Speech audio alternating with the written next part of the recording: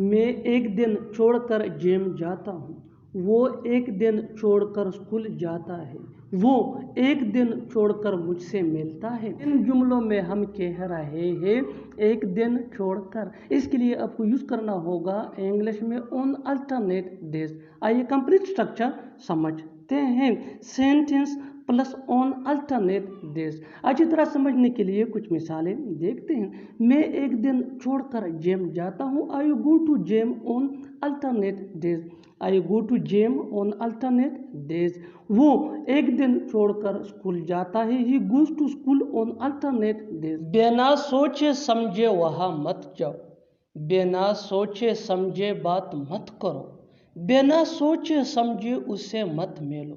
ऐसे जुमले हम अपने डे टू डे लाइफ यानी रोज़मर्रा ज़िंदगी में ज़रूर बोलते या सुनते हैं।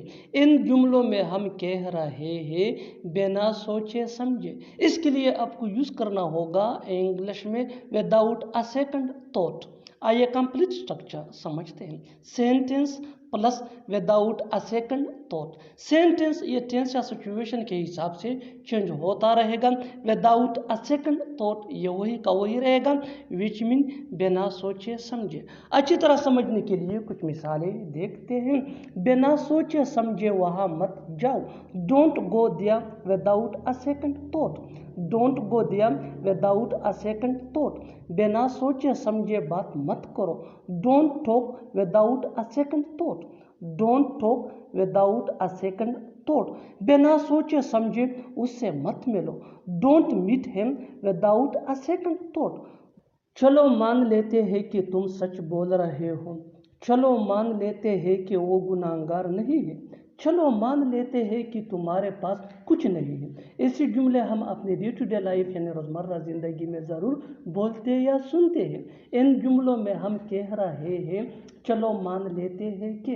इसके लिए आपको यूज़ करना होगा इंग्लिश में लेट्स से दैट। आइए कंप्लीट स्ट्रक्चर समझते हैं। Let's say that plus sentence. Sentence ये टेंस या सिचुएशन के हिसाब से चेंज होता रहेगा। लेट्स से दैट ये वही का वही रहेगा, विच मीन चलो मान लेते हैं कि। अच्छी तरह समझने के लिए कुछ मिसालें देखते हैं। चलो मान लेते हैं कि तुम सच बोल रहे हो। Let's say that you are telling the truth. Let's say that you are telling the truth. चलो मान लेते हैं कि वो गुनाहगार नहीं है। Let's say that he is not guilty. Let's say that he is not guilty. चलो मान लेते हैं कि तुम्हारे पास कुछ नहीं है। Let's say that you have nothing. वो कोई और नहीं बल्कि तुम्हारा भाई है। मैं कोई और नहीं बल्कि तुम्हारा दोस्त हूँ। वो कोई और नहीं बल्कि एक डॉक्टर है। ऐसे जुमले हम अपने डे टू डे लाइफ यानी रोज़मर्रा ज़िंदगी में ज़रूर बोलते या सुनते हैं। इन जुमलों में हम कह रहे हैं कोई और नहीं बल्कि। इसके लिए आपको यूज़ करना होगा इंग्लिश में नन अदर देन। आइए कंप्लीट स्ट्रक्चर देखते हैं। सब्जेक्ट प्लस हेल्पिंग वर्ब जिसको ऑक्सिलरी वर्ब भी कहा जाता है। ये टेंस या सब्जेक्ट के मुताबिक चेंज होता रहेगा। Plus none other than plus other words. अच्छी तरह समझने के लिए कुछ मिसालें देखते हैं। वो कोई और नहीं बल्कि तुम्हारा भाई है। He is none other than your brother. He is none other than your brother. Is ये हेल्पिंग वर्ब है जिसको ऑक्सिलरी वर्ब भी कहा जाता है।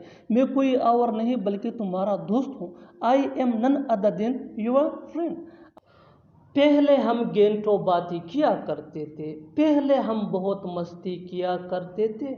पहले मैं सुबह देर तक सोया करता था। ऐसे जुमले हम अपने डे टू डे लाइफ यानी रोज़मर्रा ज़िंदगी में ज़रूर बोलते या सुनते हैं। इन जुमलों में हम कह रहे हैं पहले। इसके लिए आपको यूज़ करना होगा इंग्लिश में अर्लियर। आइए कंप्लीट स्ट्रक्चर देखते हैं। Earlier plus subject plus use to plus V one यानी first form of verb plus other words. अच्छी तरह समझने के लिए कुछ मिसालें देखते हैं।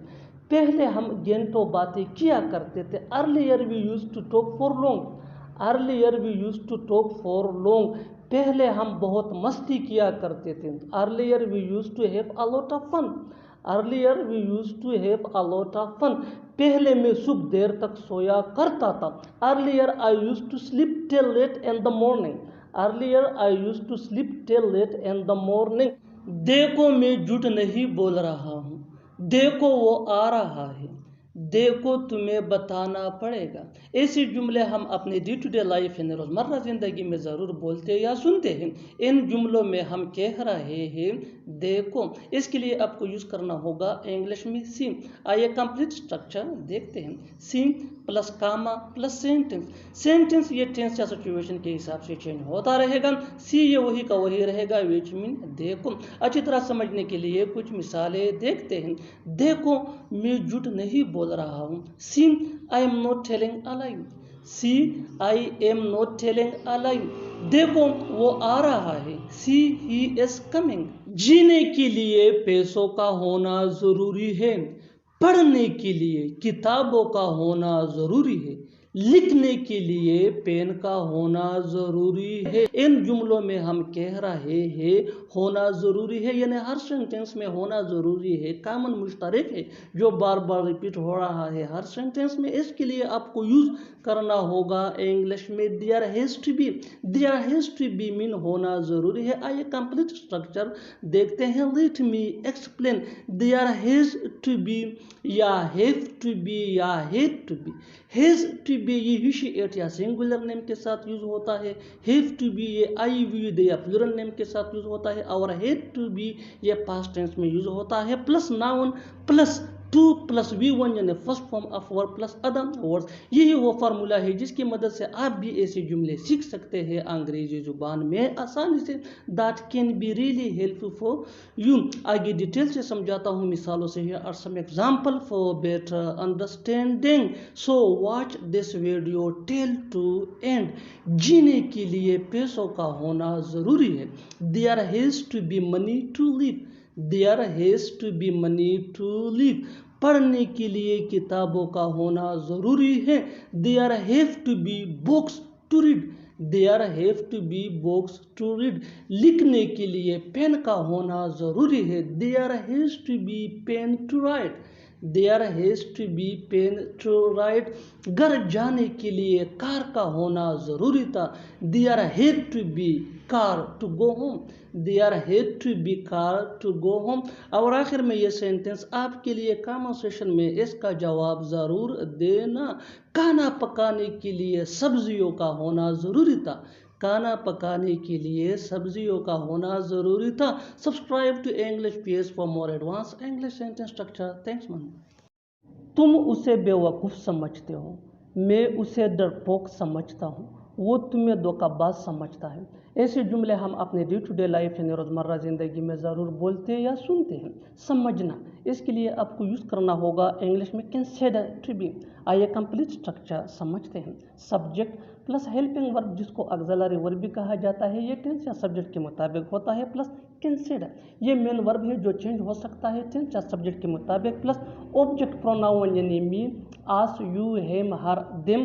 Plus to be plus other words. अच्छी तरह समझने के लिए कुछ मिसालें देखते हैं।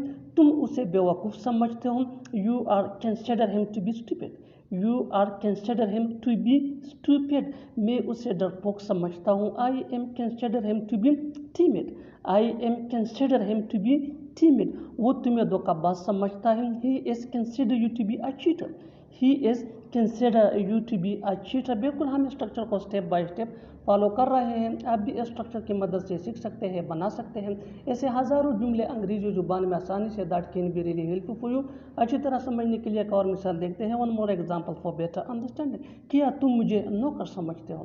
क्या तुम मुझे नौकर समझते हो। ये सवाल या सेंटेंस यानी इंटरोगेटिव सेंटेंस है। Do you consider me to be a servant.